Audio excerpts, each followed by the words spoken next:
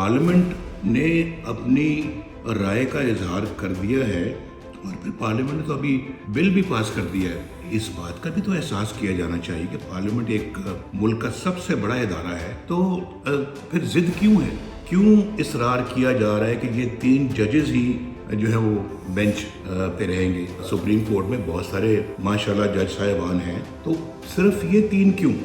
इसी किस्म का बेंच बना था जिसने पाकिस्तान को आज उस जगह पे ला खड़ा किया है। आप जरा इसका थोड़ा सा मुआजना कर लें। 2017 में जब नवाज शरीफ पाकिस्तान का वज़ीर आज़म था तो किस तरह के हालात थे मुल्क के अंदर, और आज 2017 के बाद क्या हालात दरपेश है पाकिस्तान में।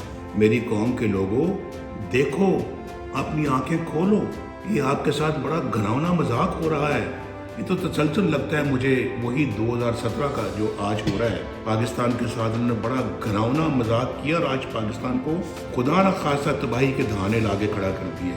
इन्हीं बेंचेस के फैसलों में जो कर सकते हो करना चाहिए, आपको खड़े हो जाएं। आप अपना जो है ना वो ऐसे लोगों के खिलाफ जो पाकिस्तान को तबाही के किनारे पहुंचाना चाहते हैं, ये सियासत हो रही है यहाँ पे एक बंदे के खातिर, एक बंदे की खातिर।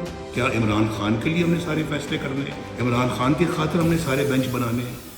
आप जो है ना वो इस तरह के फैसले सुनाते हैं। इस पे सुओ मोटो नहीं बनता कि भाई नवाज शरीफ के साथ नाइंसाफ़ी हुई थी, नवाज शरीफ के खिलाफ गलत फैसला सुनाया गया था, तो बहुत बंदे क्या, तो हर बंदा ये कह रहा है लेकिन उसका कोई सुओ मोटो नहीं लेता।